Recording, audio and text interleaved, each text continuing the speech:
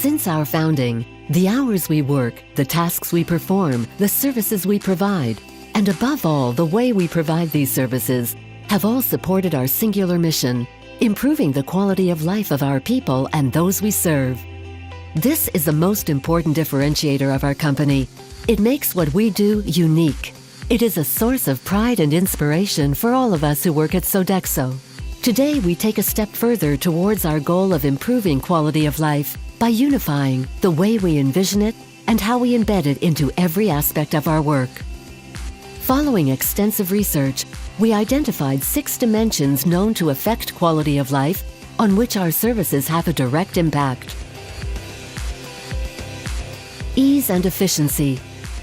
Imagine a world where everything runs smoothly, whether dropping the kids off in the morning or heading to a meeting. Sodexo services open the doors to a world where you can devote your full attention to the task at hand, rather than being distracted by logistics. A world where you can maintain a work-life balance. Health and well-being. A truly healthy lifestyle requires an holistic approach. Maintaining overall physical well-being involves adopting healthy eating habits, having access to well-balanced meals, and maintaining regular physical activity. Recognition. Is recognition a powerful source of motivation? Yes. Being recognized for a job well done is a vital component of quality of life. Allowing individuals to select their own rewards based on their interests ensures that they feel genuinely appreciated. Physical environment. Did you know that the design of a space has a critical impact on our perception of personal safety and comfort? From optimal lighting to a reliable source of clean air to a safe building structure, purposefully designed and well-maintained environments bolster quality of life wherever you are. Social interaction. A friendly conversation over a cup of coffee. A lunchtime break with classmates. An afternoon companion for the elderly. Creating an atmosphere that is conducive to social interaction can produce very productive outcomes for individuals. Personal growth. Improving one's quality of life can start with taking a class, learning a new skill, or mastering an area of expertise. Whether developing a current path or changing directions altogether, building upon one's skill set creates the opportunity to achieve personal goals. These dimensions constitute our common definition of quality of life. We improve quality of life by having a positive impact on one, several, or all of these dimensions through the services we deliver. These dimensions are at the heart of the experience we provide to the individuals we serve day in and day out.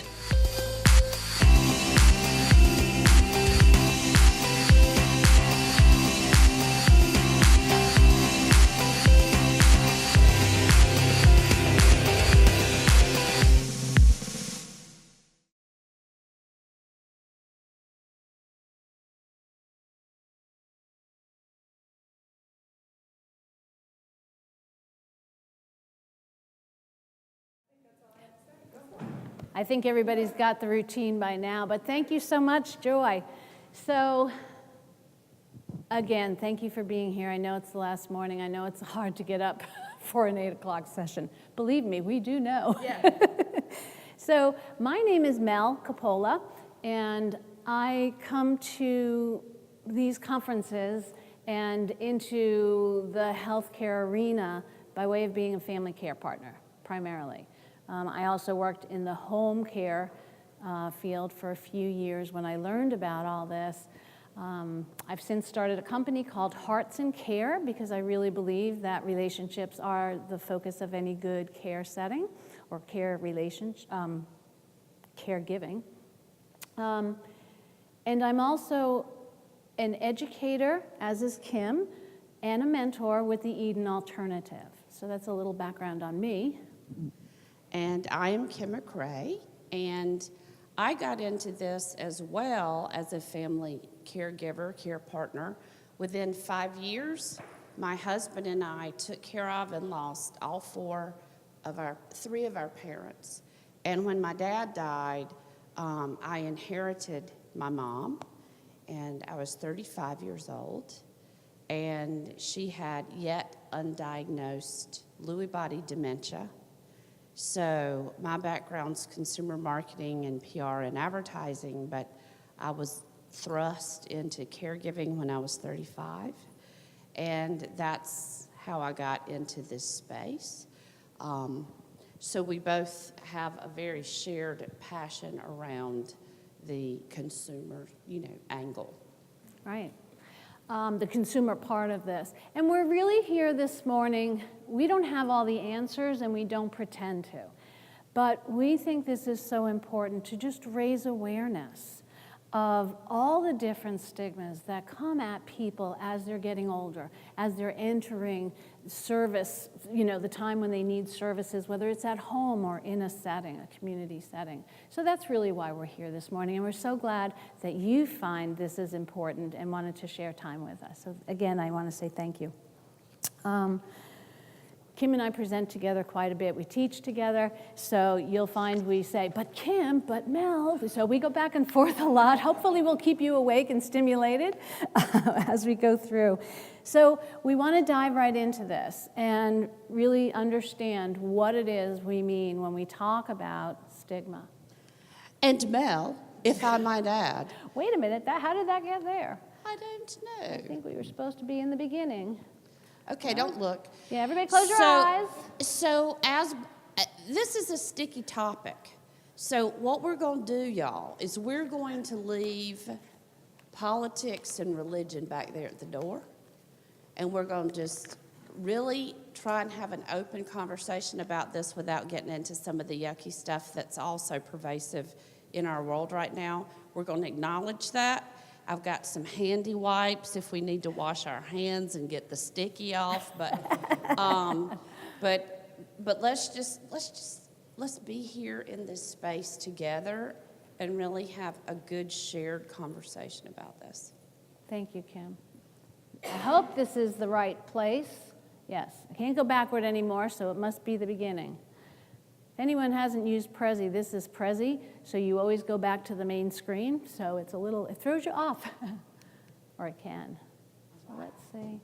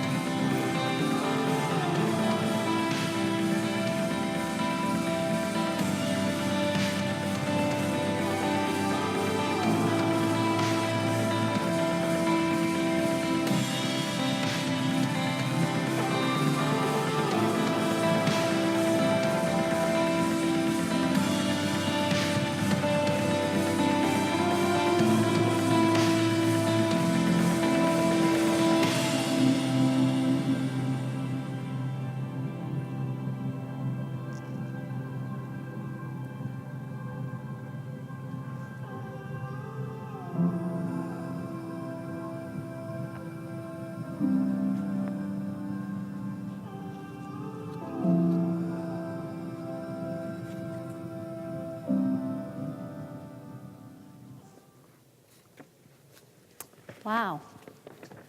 Anybody have any reaction? You have the mic, darling. Yeah. Anybody have thoughts? Okay. There is something to me that, well, there's a lot of power in that video in my mind, but one thing that struck me is you cannot, or stigma equals hate, and you cannot help if you hate. And we've heard you cannot give care with anger in your heart. How can we do it with hate? Sometimes that hate isn't even something we know is there, and it might not be us, but how can we truly care for people if this blocks us, right? So I was 4 years old when I had my first seizure. Don't remember it, obviously. At 4, I wouldn't. I remember many of the other ones that I had. Has anyone had seizures? Live with seizures? So when I had seizures, I don't know about everybody else, I'm sure it's individual, but when I had seizures, I would lose consciousness, and as you're coming out of that gray area, you're not quite conscious and you're not quite unconscious, I would hear, oh my gosh, what happened? What's wrong with her? I was a kid. What's wrong with her? And then later, I didn't know, my seizures did stop for a while, but I did not know some of the things that triggered them. There's education that needs to happen. And does anybody remember the 70s? What was the popular music? Staying alive, okay? So disco, what do they have in discos? Lights, strobe lights. So guess what would happen? I was passing out all over the place. And they thought I was mixing drugs and alcohol, so they would throw me out of discos. Don't come back. Didn't do either. There's the strobe lights. I had no idea. But this is what stigma does, right? Something freaky about you. I mentioned earlier, I just was telling you guys about when my dad died, I was 35. And we knew he was a retired physician, and we knew something was going on with Mom. And we hadn't figured it out yet. And later, it turns out that she had Lewy body dementia. Who knows what that is? Okay, so for people who don't know, it's like a combination of Alzheimer's and Parkinson's. And there are a lot of movement issues and mobility issues, and there are also a lot of hallucinations and delusions. So going through the whole, process of the diagnosis and all of that, it took years to get to that point. She was first diagnosed with Alzheimer's disease, and I was, 35, so all the different things I'd go to, I was like 20 or 30 years younger than most of the people who were in, support groups and classes and things. And also, most of the things that were being talked about, it was like everybody was just talking about Alzheimer's. And so I became increasingly soapboxish about the fact that it's not just Alzheimer's. We need to help people know and understand about dementia and the dementias, and also the consumer perspective. And the other thing is, I started coming to conferences like this to learn, because I was so upset and disappointed with how things were. And when I first came to this conference, I was the only consumer family girl here 12 years ago. And a lot of people don't like us family caregivers. So those were two of my big issues and stigmas, in a way, my labels that I've ended up kind of wearing and figuring out what to do with. So I think everybody can relate to feeling other in some way, some shape, something that has happened, because it happens throughout our lives. Okay, I shared something from when I was very young, Kim from when she was a little older. So there's some, hello, my name is, labels on your tables, and that rhymes. There's labels on your tables. We got to make it fun, right? So think about, or let's, before we do that, let's talk about in our tables. Maybe pair up if there's 2 of you. If there's 3, you can be in a little triad. Share with each other a time when you felt that pain, like I said, what's wrong with her? When you were labeled somehow as being different or other. Other, not just stigma, but other. When did you feel other? Because we've all felt it. So we're just going to take a couple of minutes to share with each other a time when each felt it, if you would. Okay, let's start to wrap up our discussions. Take a few minutes to finish off your thoughts. It's an important conversation to have. Okay. So I'd like to ask if anyone would feel comfortable sharing their story with the larger group. I want to make sure we understand this is a safe place to share. You've shared with each other on a one-on-one, and that always creates that sense that it's safe. But really, this is a safe place. And if we can't talk about it here, just in a small group, then it really makes it hard to bring it back. So let's just open up, and if someone would share. Don't be shy. Okay, wait, let me bring you the mic. Hold on. There you go. Thank you. Thank you very much. There you go. So I was raised Jewish, and I grew up in St. Louis County in an area that had a lot of Jewish people. My high school was probably 30 to 40% Jewish kids. You know, on the Jewish holidays when everyone took off, everybody took off because there weren't enough kids there to grow up. And at one point in my career, I took a job. I was maybe about 26 or 27 in a small town, and the business office manager had never met a Jewish person. Or so she thought, at least she didn't know that she had. And she wasn't rude, she wasn't inappropriate or anything, but like the questions she drilled me with and like the values and thoughts and her perception of Judaism was so different. I mean, for the first time, I realized what kind of the sheltered life I had. I don't even want to say sheltered, but maybe she had a sheltered life. But that, you know, there was a lot of questions and lack of knowledge and ignorance around that. So it just really stood out to me, and I still remember that very clearly. And because it was so impactful, sure. And you brought up some great points, that lack of knowledge and people not understanding, and so you get drilled. All of a sudden, you're the outcast after being nestled in a warm, loving community, right? Yeah. Really Anybody important. else? Ann? Kim, Ann? Yeah. Yeah, my experience related to my professional life. 20 years ago, I would have been one of the few female senior managers in my work. It was a very male environment, and I found, in order to fit in and in order to survive, I had to become quite masculine in my behaviour myself. And I found when I needed to have a cry, I had to disappear behind 2-3 doors in order to not let people see that, because that was perceived as weakness, which I would be freely cry now, you know, because I'm much more comfortable to show my emotions, you know, appropriately in my professional life. But at the time, I felt very much that I had to behave in that way in order to be part of the group. Wow, Ann. And how do you feel with your accent here in America? Do you feel other? No. Not at all, no. She didn't before.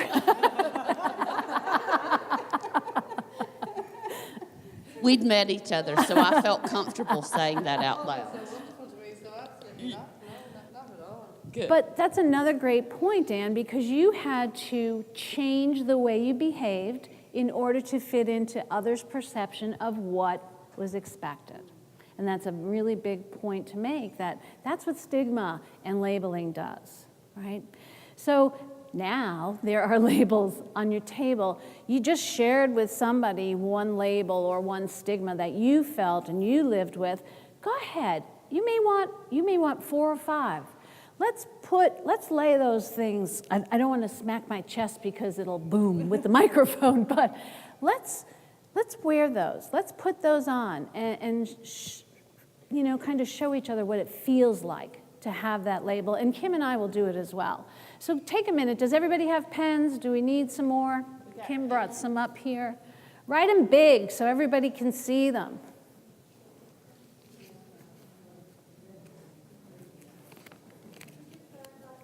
Sure. For instance, people, especially my kids, say, "You're old." Okay? That's a label I wear. When I was a kid, I was born in the 50s. And in the 50s, the nuclear family was very real and alive. Father knows best, etc. Well, not where I was from. I was labeled that I was from a broken home. Okay? That's a label that they would say to me. She's from a broken home. How does that feel to be a kid and be told that over and over? I didn't know I was from a broken home until they told me. I mean, we all wear labels. Sometimes those labels are put on us, right? In fact, I want to advance that slide.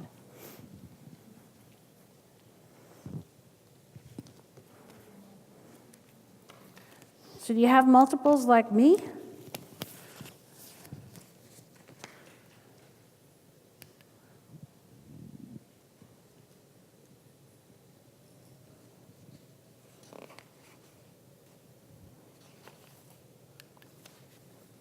Sometimes these labels that we get come to us because of where we're born, because of the circumstances, maybe economic, we're born into, right? And in long-term care, a lot of the folks that work in long-term care and in this whole field, their economic circumstances really do affect a lot of things. And so it's important to remember that as well. And the side of the railroad track we live on, and the class that we're born into, for example, those are things that make us other in people's minds, right? Right.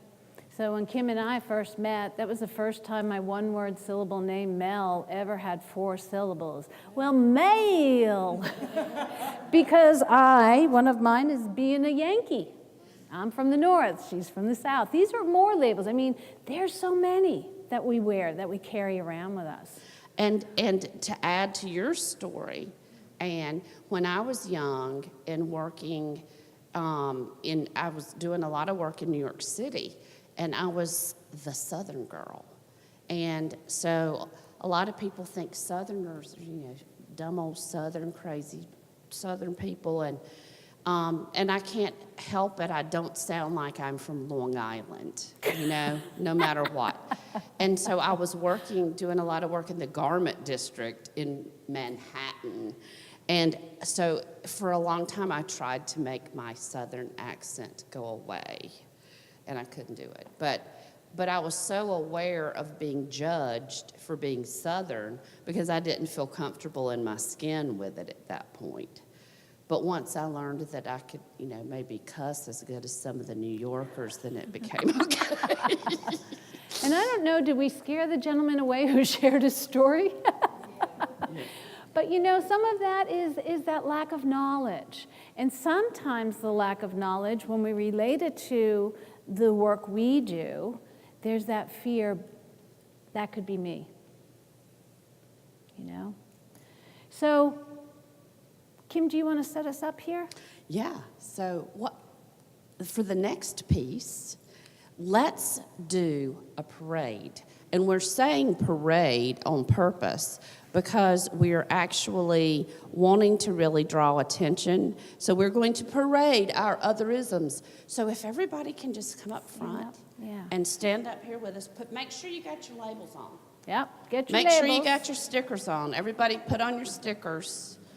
And we're Come on going to here, do a parade of labels. We'd like you to stand We're going to this stand way. in a row, just in a straight line.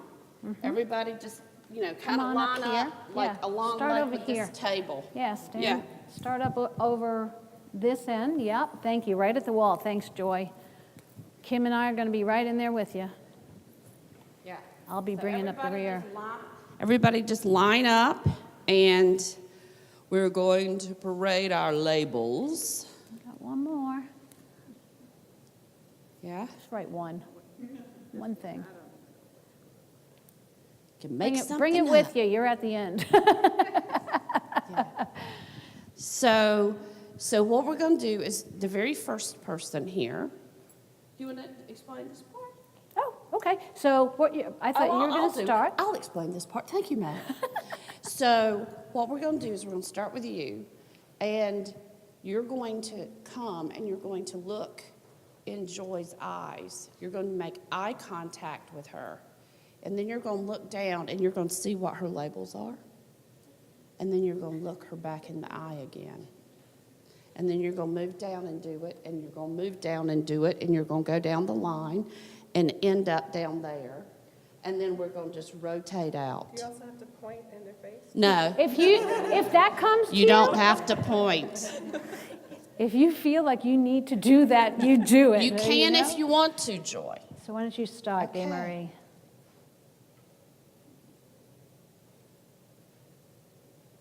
Then I go. As soon as she gets past that next person, go ahead. You start.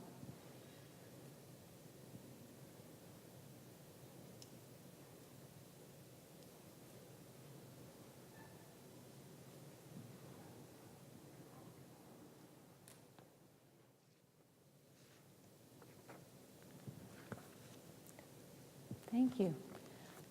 How did that feel to have somebody looking at you and knowing some of these are invisible to others, but we're wearing them somehow, right? How does that feel? Hold on a second. Intrusive, because I'm a private person. And I Intrusive. guess that's why I only have one label, because I'm very private. Okay. So And some of these, it broke my heart. You know why? Because when I see people played old, you consider yourself old. I don't see that. I can't imagine someone feeling that way. You understand what I'm saying? Because you could label yourself as being old. To me, that's so heartbreaking. To me. Because you see, that's how society is seeing you as old and you have no value. That broke my heart when I saw old. I was like, why would you think of yourself as old? That's just me. What's your name? Oh, Kim Griffith. Kim. New York. Kim, me too. So Kim, I love what you said. First, you spoke about how it felt to wear that label, like it was intrusive to have people judge you like that, but it broke your heart to see others and the labels that they have.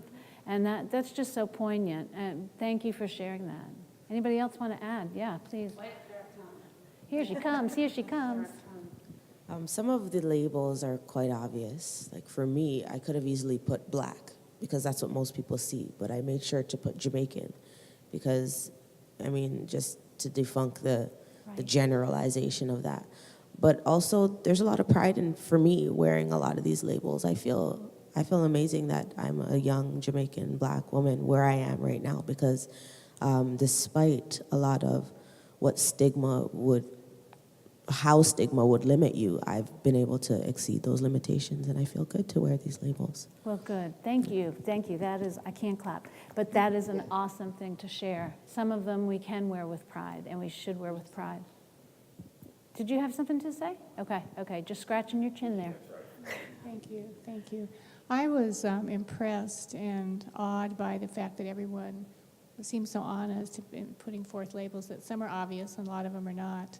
And some of them are maybe an interpretation of an event or a characteristic. But I was impressed, and it made me feel like, wow, I'm not the only one. Yes. Oh, so there was some kind of sisterhood or humanhood, humanity. Come on, Mel, find your words. It's early for me too. Thank you all for doing that.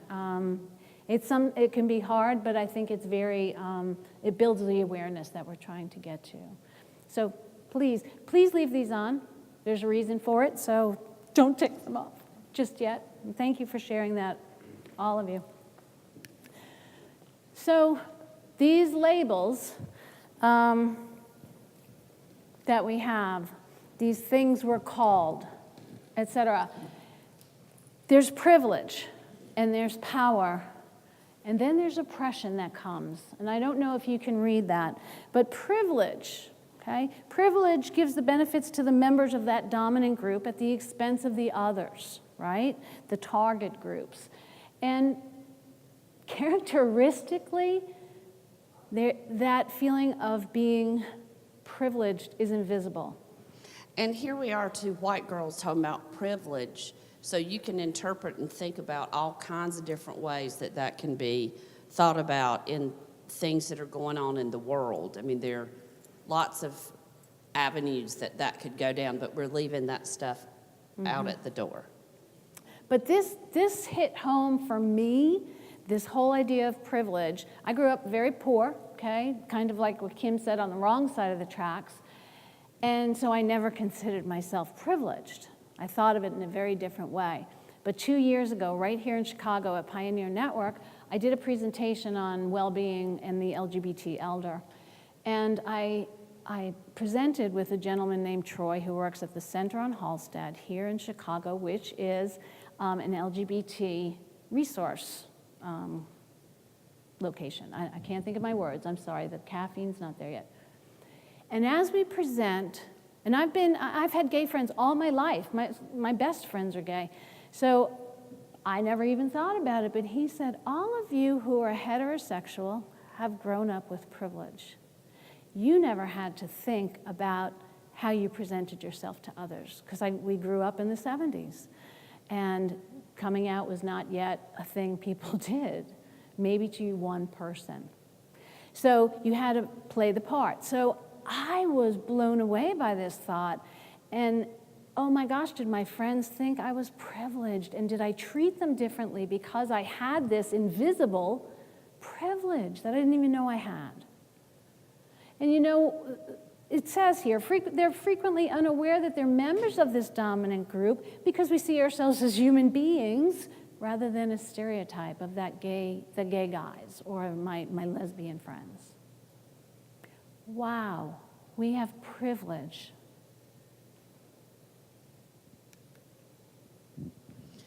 Another thing is, you know, a lot of these others and labels, some of the groups or whatever the labels are make us targets of oppression. And in the world of long-term care, you know, groups and these different labels disenfranchised and exploited and victimized in different kinds of ways, subject to containment. Think about what that means for people who are living with dementia. Think about, and let's, you know, go down the path of how they might be subjected to exploitation and marginalization and powerlessness and even violence in some cases. So many people who are living with dementia end up being put where?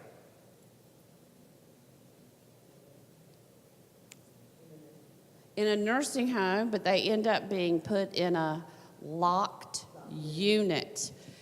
So folks with dementia are often the victims of being oppressed because of their condition, and we'll get into that even more, but they can really be exploited and victimized, and it's something that we don't really think about. Right. And they become segregated. And that can even cause loneliness, helplessness, and boredom, which are the three plagues that elders suffer. And that's the number one principle number one of the Eden Alternative, is the three plagues of loneliness, helplessness, and boredom account for the bulk of suffering among elders. And it's really important to think about those three words and those plagues as we're thinking about these different labels and otherisms, and think about what these kinds of things and the way that we group and think about people, what that does in terms of what happens to them as a result. And I just want to say here, too, even expanding it to people living in nursing homes, whether or not they live in dementia, look at that. The second line starts or ends with having their choices and movements restricted. We don't do this because we're bad people. We found ourselves in these systems. So we need to be so aware of this, though. And this is why we're here. And the other thing is, this whole topic of conversation where we're labeling people and then we're stereotyping people. Everybody with dementia, it has behaviors, and everybody who, is living with Alzheimer's is blah, blah, blah. All the things that we know and think about folks who are living with dementia, for example, we're labeling people, and because we have stereotypes about them. And because of that, or even, thinking of old people, but there's an us versus them mentality going on. And so there's this whole separation and segregation, and there's this us versus them mentality, and people have different kinds of social status because we put them over there in that locked unit.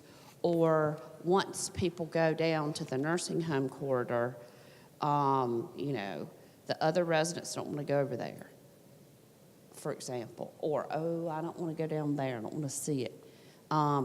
We discriminate against them in terms of what we do, and we segregate them, and there's division, and it's a continual process, and it's a cycle.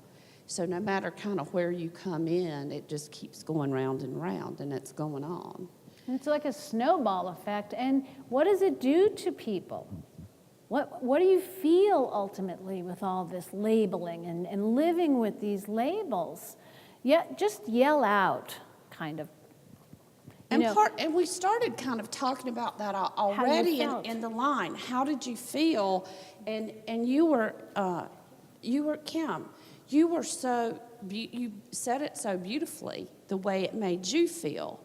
But what are the other kinds of emotions that you feel yourself, or the emotions that you think the folks that we are labeling or stereotyping, how are they feeling? Think about within your own work. Sad. Wonderful. What else? Annoyed. I'd take it even further. It makes me mad. I'll take it even further. It makes me pissed. Yes. Isolated. Mary, yes. Yeah. Anybody feel shame? Okay. I sure grew up feeling shamed. Not only that one, another stigma I had to live with, I lived with, is my mother had mental illness. So it was something we were not allowed to discuss, but yet there were these bizarre behaviors at times. So, you just kind of hid it. And in those days, you did not talk about mental illness. It was a terribly shameful thing. So, there's so many emotions that these labels can evoke in us, and it's important that we're honest with them. And I'm just going to add here, too, for folks who are living with dementia, the ones who holler out and the ones who are the screamers And the ones who are doing that kind of thing, or the ones who want to go home, I want to go home, a lot of that is because they're experiencing these kinds of emotions because of the situation that they're in and put in because of the system that we're in that's not their fault. Right. And they're experiencing loneliness, helplessness, and boredom and isolation. And they're part of how they're reacting is from that. So what do we do then, Kim? What do we do for those folks? We give them antipsychotics. Yes. And we put them in chairs and we say, you have to sit there, don't get up. Don't get up, stay there, stay there, stay there. And we are isolating them further, and we're restraining them further, and we're exacerbating even more this whole cycle, this vicious cycle. Mm-hmm. So let's, now we have this heightened awareness. God bless you, Anne. We have this heightened awareness now of what it feels like. We've made that emotional connection with what this feels like. Let's get into the different ones that affect us as we age and enter the whole spectrum of receiving care. All the different ones that happen as we're getting older. So Kim and I put this proposal in quite a while ago. Obviously, anyone who presents here knows they're due way back when, right? Who knew that we were going to have a featured speaker on ageism, right? So we're not going to get into depth and steal Ashton's juju. We're just going to talk a little bit about ageism. And I think at this point in time, a lot of people are becoming ultra aware of it, but it's still a label. And sadly, we start teaching ageism to children. Does everybody know that? Anybody watch Disney movies with their kids or grandkids? Okay. Other than the lovely princesses and the few heroes, how are older people depicted? Wicked old witch, big old wart on her nose, ugly, crooked, green. They're missing teeth. They're ogres or hags. Mean. So we're feeding this to children, even though they may have loving relationships with their grandparents. And my grandson, he does, and he knows us well, and he knows all his grandparents well, and yet he says things, oh, he's a mean old man, Nanny, look. Like, why? Why do we have to portray old people as mean or stupid, right? But this is reality. And those of us who have lived with it all our lives, guess what we've done? We've internalized it, okay? So you get to a point where you think, well, then I'm not deserving because, well, first of all, we make fun of it. We buy the Hallmark cards, right? The bad Hallmark cards that talk about aging in a bad way. You're at that point in time where you know the red wine because of the color. Or, stupid things. Why do we do this to ourselves? But ageism is really the prejudice against who we're becoming. And it's one of those only ones that we're all going to find ourselves in this category, so why are we doing it to ourselves? And thank you. It was my next point. I just love you because you're bringing up all our stuff. Ageism works both ways. There's lots of talk about, oh, those millennials. Oh, those millennials. Okay, so we need to be very careful because ageism is a two-way street. It goes both ways. Okay? Next one. There's also ableism. So in this whole field, in this space, everything is about what people are able to do, but really better yet, what they're not able to do. Right. And what we do is we focus on what people aren't able to do. And when we're doing assessments of the ADLs and IADLs, it's what people can't do. And we are totally focusing on people's diagnosis and their disease, and everything about them is about what they are not able to do. And when we think about the whole cognitive issues, not every disability or different ability is visible. And so there are a whole lot of things that come up here. Everything in long-term care is about us even figuring out how to get paid based on what we say are all the things wrong with people, as opposed to focusing on what they can do, and as opposed to focusing on their remaining abilities and what we can help enable them and help support them to continue doing. And our really good friend, Dr. Al Power, who's written some amazing books, Dementia Beyond Drugs and Dementia Beyond Disease, he says what we do is, if somebody has a physical disability, and is in a wheelchair, we build them ramps.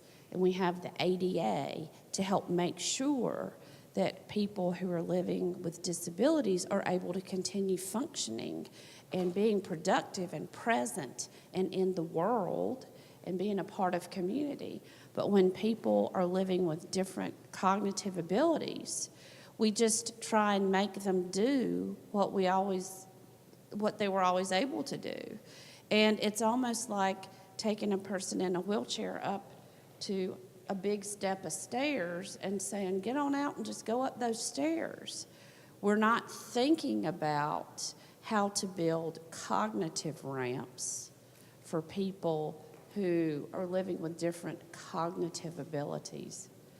And that's a really interesting and important way to start thinking about cognition and dementia as a disability, and how can we enable and help provide cognitive ramps for those people. So that's focusing on ableism. And I love that not every disability is visible. And like dementia or Alzheimer's or any of them, mental illness is an invisible disease. At least it is. We can't see that there's something going on in the brain, right? So there are several that are not visible to us, and we expect people to just do, well, come on, you can fix that. Get over it. Get over yourself. I've heard those things said to my mother, It's all in your head. Well, yeah, it is, actually. But these are only the two biggest ones that we talk about, but there's so many others. And some of them don't happen to us because we get old, but they're exacerbated because we're getting older and receiving care. So let's talk about some of those. And Kim, let's see if we can flip chart, if you wouldn't mind.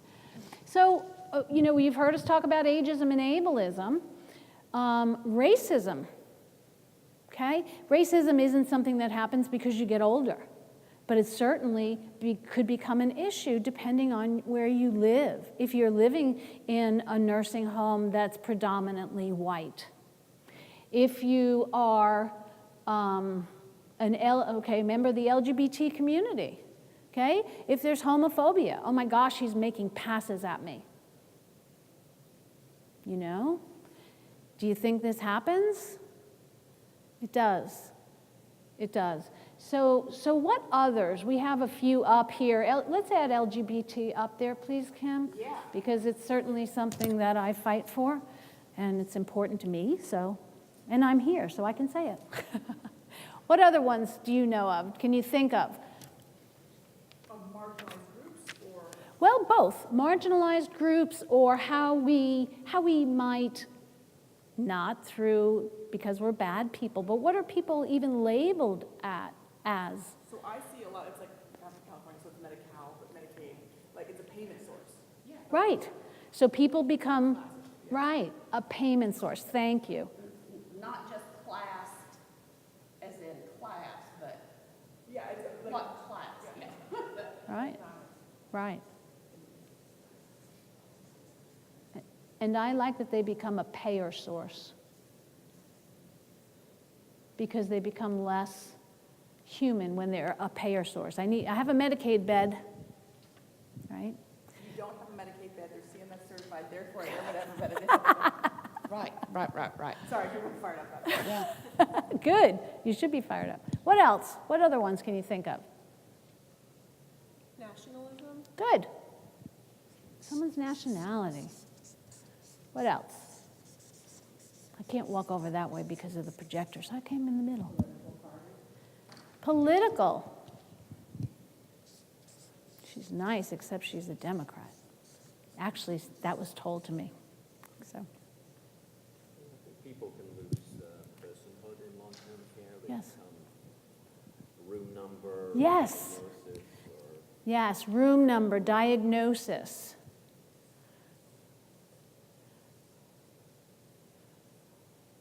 And when they lose ability to do things for themselves. The feeder. Can you think of any others? What else do we call people? Not we. Hello, not us in this room.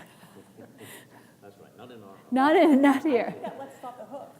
Like, I think that we need to acknowledge that even if we are aware of some of these, like, individuals, we're still trapped in these isms. Like, we're still a part of the problem. Like, I think it's way too easy to be like, oh no, like, I'm still enlightened, I know it all. You know? No, you're absolutely right. So and that's Deborah, right? No, I don't know. No, Deborah's my colleague. I'm Nicole. Nicole, I'm so sorry. So Nicole.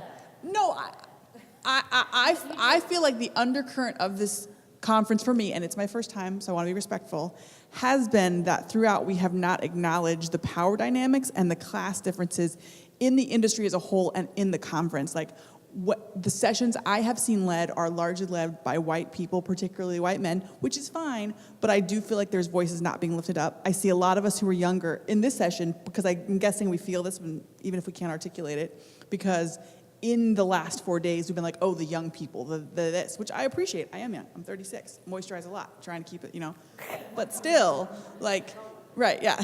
But I feel like this is the undercurrent of the conference for me that I haven't seen addressed anywhere, which is concerning to me. That's just why it's, like, present for me. Good. Thank you. See, these are the things we need to bring out. Totally. I'm not even sure if it's the right place to discuss it, but I just noticed that people with dementia are at the lowest of the lowest level of the social scale, even with older people themselves. Mm-hmm. There's a hierarchy. That's right, even within those folks, right? And as you travel down the scale, the people with dementia are, to me, Right. the ones that are most stigmatized. That's right. That's right. Make sure you use the mic so everybody can hear. I just was, I guess, justifying the comment because I hear a lot where somebody will move in to our village and they'll say, well, I'm not that bad. I don't want to be roomed with this person, or I don't want to be on this floor because I'm not that bad. But you're here because you need help. And whatever level of help, it doesn't really matter.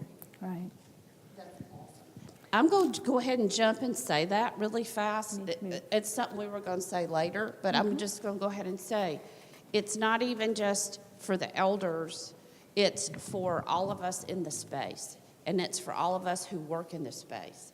And we that work with elders and people who are living with dementia, we are stereotyped, and we are less than a lot of other people in the healthcare industry because of the fact that we're working with these people and we have a bad payer source to pay us and for doing the work of working with these people that we love.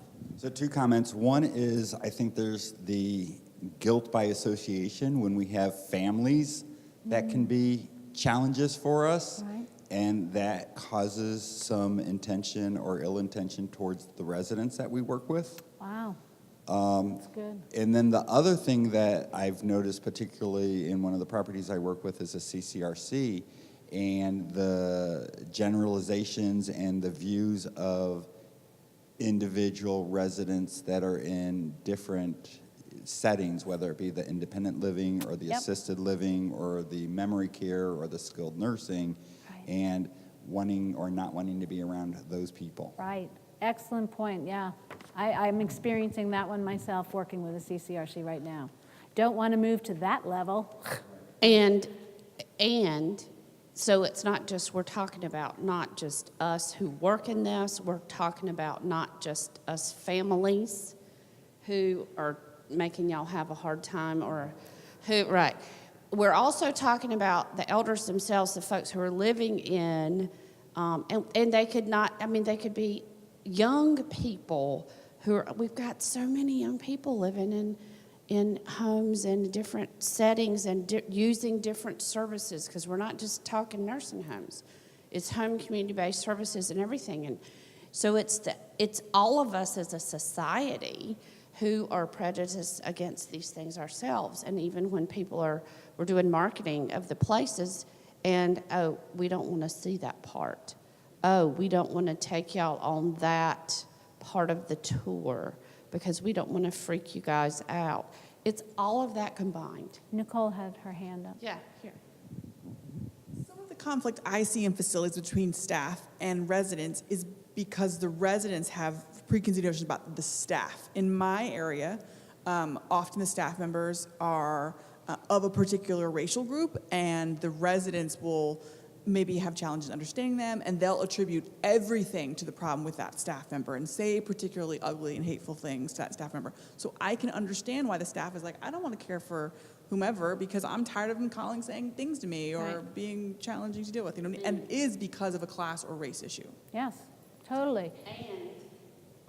And if somebody's living with dementia and they lose inhibitions and that filter, they might say things that they would have never, ever, ever, ever said before, but it could be something they were taught when they were young, and it can create some really hard, difficult situations.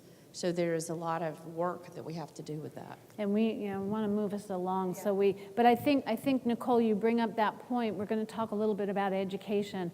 When we talk about education, everybody needs it. The elders need it, because some of those prejudices are lifelong, and if we can educate them as well, I think that's a really important key. And a lot of times we stop the education and don't take it to that level, but it's an important piece. So there's lots of other isms that affect people as they get older, but we are all here, part of the Pioneer Network, aren't we, Kim? You want to take that? Yeah, so, we're talking about it, and like a lot of this conversation, we've touched on lots of these different points. But within those of us who are, a part of the movement and a part of the network, Pioneer Network, and the culture change movement, we realize, and we're trying to learn and realize, that we're trying to do different, and we're trying to learn and change things and become more aware so we can change things.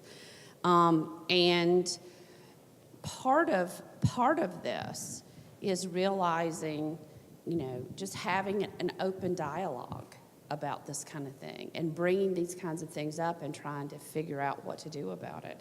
And I just want to draw attention to some of this. The Pioneer Network, inside your book, for those of you who are first-timers, this was mentioned in the opening session yesterday, but the values and principles of the Pioneer Network, these are some key points about how to change our thinking and what to do about this.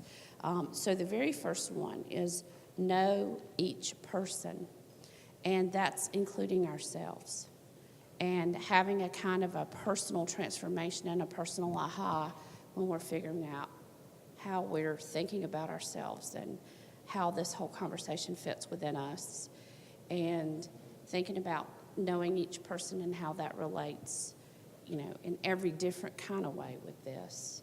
And when we're thinking about people as not human, or when we're lowering them in terms of how we think about them, then of course we treat them as if they're a task. That takes away their level of humanity, and that makes the, putting the person before the task, which is another point, it makes it harder to do if we're not thinking about them as a full human being. And so much of when we're only thinking about the bad, negative parts of things, we're not putting the people first and it makes it much easier for us to really it makes it harder to put the person before the task. And then the other point, each person can and does make a difference. We all are difference makers, and we all can do something about this, and we all have the power to make some changes to really figure out what to do about this and how to be change agents and make some things happen. And I love that. Well, I love all these values and principles of the Pioneer Network, but that one that each person can and does make a difference. When we're looking at that from the perspective of our elders or the people we're caring for, if we have them covered with labels, how can we see that they can make a difference? So we need to strip those labels away so that we can get to that person and see the difference they can make, see the gifts they have to give us, right? So we can't do that when we've got them all labeled and covered up. And you know, when I first came into this person-directed care and I was starting to advocate a lot for LGBT people, somebody said, well, how does that fit in? And I said, are you kidding me? Person-directed care, we don't pick and choose. Person-directed care is for everyone we care for. Doesn't matter who they are, where they're from, color, nationality, none of it matters. They are people with gifts to share. So we need to get to that point.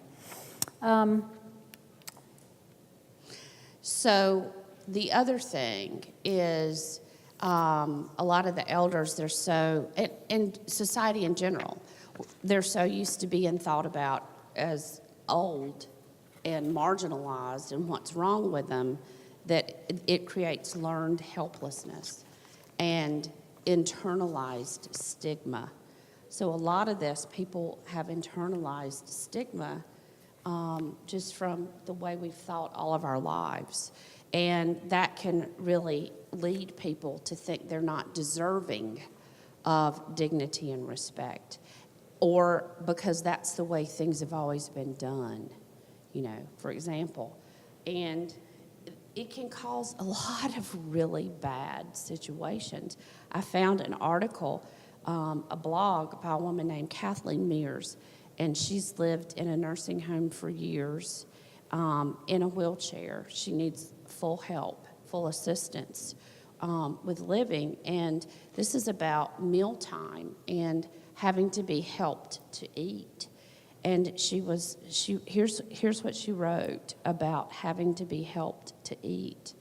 A couple of months ago, the table where I sit was moved from the main dining room to the assisted room. That way, those who needed queuing or being fed were near more aides who could assist them. I wonder if residents who have to be continually coaxed to eat ever feel like they're being tormented. I also wonder if they are suffering when aides constantly call their name to get them to eat. Meal times make me feel like more of a burden. And I know some other residents probably feel the same. In my case, before every meal, I give myself permission to allow an aide to feed me. You know? And then it can also, all of this kind of thing and how we think about people and our stereotypes of people can make us it causes poor care. And there's a study about healthcare stereotypes of Hispanics and American Indians and others. And it's when we stereotype patients of various racial and ethnic groups by healthcare professionals, the studies show it really contributes to health disparities. And we also know that when we do this same kind of thing with folks who are living with dementia, there's so much stigma that people who are having different kinds of difficulties in the beginning, it causes us as families, as people who are experiencing it ourselves, we don't want to go and get checked. We don't want to go to the doctor. We don't want to do any of that. And it causes harm in terms of how we treat and approach and support each other and ourselves. So this is really important, and another article, and this one was on obesity. And we don't think of that, I mean, I have a fat label on, but we don't think of that in the aging spectrum. But oh my gosh, what I've learned, how differently people who are obese are treated. So this came out of there, and they said that there's these 3 overlapping processes that patients, because they're talking of patients going to their doctors, feel when they're stigmatized. So I'm going to whip through these quickly because we want to get to now what do we do. Okay? So the first one is identity threat. And that happens when patients experience situations that make them feel devalued. Okay? So somebody shared with me that her doctor said she has to go to a specialist to have her yearly OBGYN because he was unable to do it because of her weight. It's pretty big. It has emotional significance, okay? It's tied to self-esteem, and it can either empower people or make them vulnerable, okay? And then stereotype threats is the second type, and that occurs when an individual is aware that he or she may be viewed as a member of a stigmatized group, okay? And they become preoccupied with looking around, okay? My friend who's an LGBT advocate says, I look around when I go to communities and see if there's any cues that I'm going to be welcome. Do they have any pictures of same-sex couples? Or is there anything out there that tells me I'm okay to be in this room? It's a pretty big one. And then the last one, felt stigma, okay? So that's the term that they use to describe the expectation of poor treatment based on past experiences. Very quickly, I'm going to share, my husband's black, so we're an interracial couple, and we have been ignored in restaurants.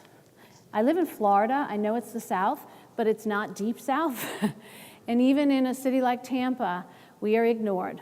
So we know what restaurants we don't go to because it has happened. Or we're sat all the way in the back by the kitchen where all the noise and the clanking and the clinking are. Or we don't get water. Okay? It's just like, when it happens the first time, I don't notice it, he does, because he's felt it all his life. So that's that felt stigma, based on your past, okay? How do you see people who are different? And this is like, so what do we do with all this? And how do we bring it to community? And how do we help create a human habitat where this doesn't happen? And one of the main things is to remember the golden rule. And that's actually referred to and is one of the values and principles of the Pioneer Network. It even says, yes, the golden rule. And what's really wonderful is when we're thinking about our shared humanity, and when we're thinking about how to bring this back to our groups and organizations and communities, if you really study and think about all the different faith-based organizations and faith practices, all world religions, just about all world religions teach essentially the same thing. They all have a golden rule, a do unto others. And that's a really important thing to think about in places where we have such diversity, is those are some things that we can really use to find our shared humanity and our shared values. Thank you, Kim. And I don't know if you can all read that picture. She's holding a sign that says, I'm sorry for passing judgment instead of extending love. That's where we need to come from, a place of love, and as Kim said, that shared humanity. We're all human beings.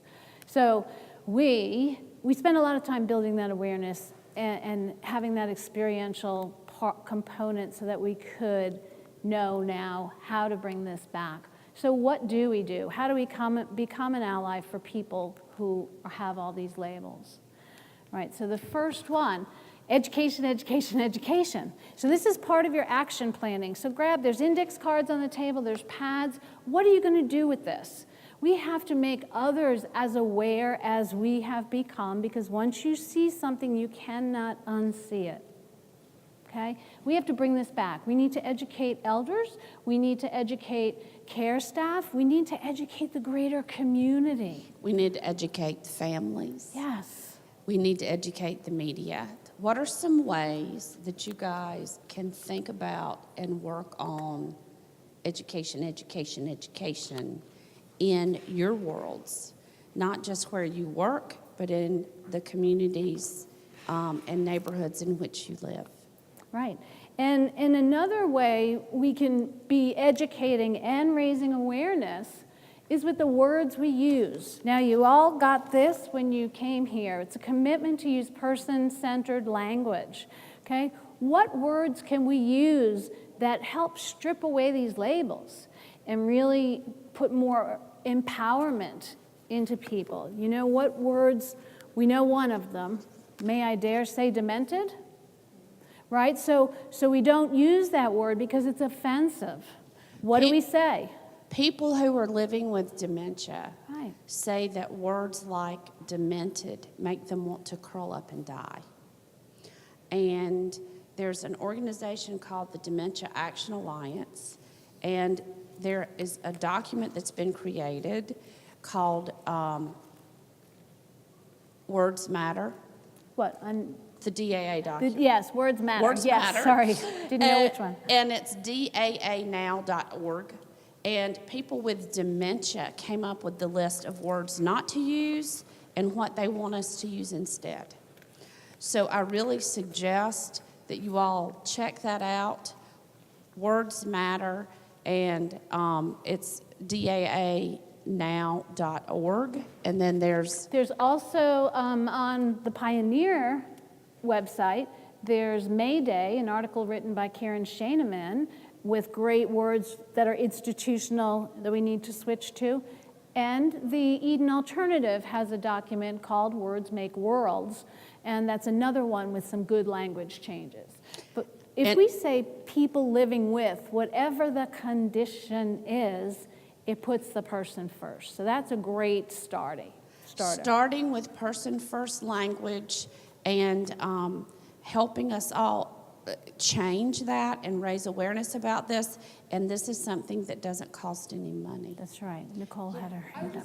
I also say person experiencing dementia, not just living with. Good. Because I feel like then when you say that, that's all that they have. Like it's the only water they swim in. Instead of like person experiencing like pain in the ass caregiver too. You know what I mean? Like there's a whole bunch of things. Good. That's a great way to put it. Okay, so there's lots of words we need to change and shift. There's also, if we're always focused on, again, like Kim said, the declinism that we tend to focus on, right?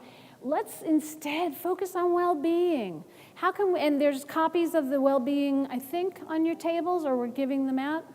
Did we? Okay, Joy is going to share some of those with you. You can find them again on the Eden Alternative website. These are the ones they came up with. They're very similar to many. You can find them anywhere. But how do we make people better well known for who they are, not their label? How do we get connectedness built, a sense of community? How do we make sure they have security without making it about, oh my gosh, he's going to fall, or oh my gosh, he has dementia? You get the drift here. Focus on well-being, and you won't be focusing on the label. And the ultimate thing is to think differently about the ultimate goal of everything we do is to help people have a life worth living and to experience joy. Okay. The last one we are going to show you, and I'm going to skip this right now. Instead of our typical care plans, if we put them in the the person's voice, right, first person, and have them say what they need. This is what helps me to have a better quality of life, to experience well-being, etc.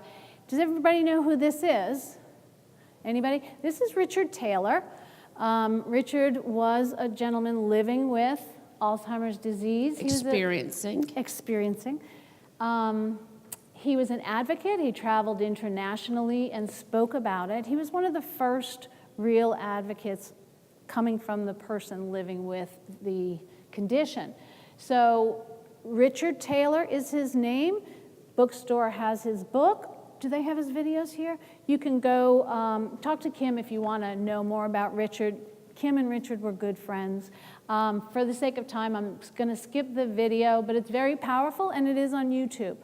And one of the most important things is learning to speak directly with the elders and have conversations directly with the people that we are serving, and starting to make sure that everybody understands that we need to think from their point of view and not what we think they want. Right, right. So that real, truly person-directed, right?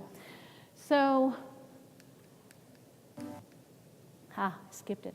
I did pretty good, too. So this is what we need to do. We need to be other brave, okay? We need to be the ones out there being the brave ones. So if everybody could stand up again, we don't have to parade this time. And let's just come up here together Yeah. in a circle. I probably should hold on to this. Yeah. You want to be in a circle? Yeah, let's do a circle. Let's just do a circle. Okay. And we can kind of do A hokey pokey, yes, we're here to do the hokey pokey. That's a berry. But really, we need to be other brave. So how big is your brave? Are you willing to be the one to step out there and rip off these labels? Are you other brave? What do you want me to do? Go do this? I do. Well, we want you like some of yours. We'll give them back. So are you willing to be other brave? You have one, it's easy. Are you willing to be other brave? Are you willing to be other brave? Are you willing to be other brave?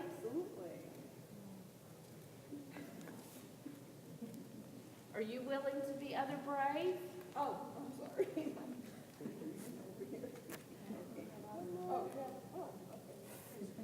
Mary, are you willing to be other brave? How about you, John? Will you be other brave? I'll take David. Okay. A lot of them. Yeah.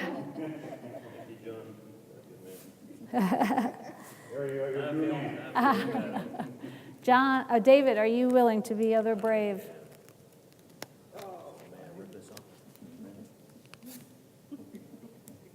Brent. Shannon. Anywhere.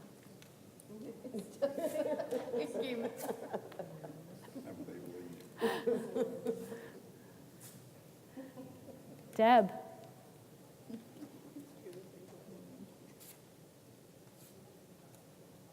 Rip those things off.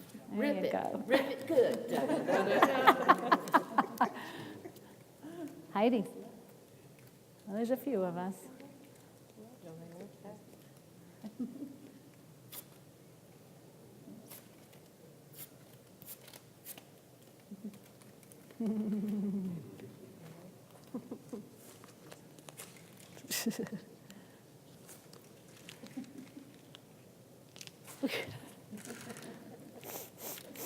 Ronnie? I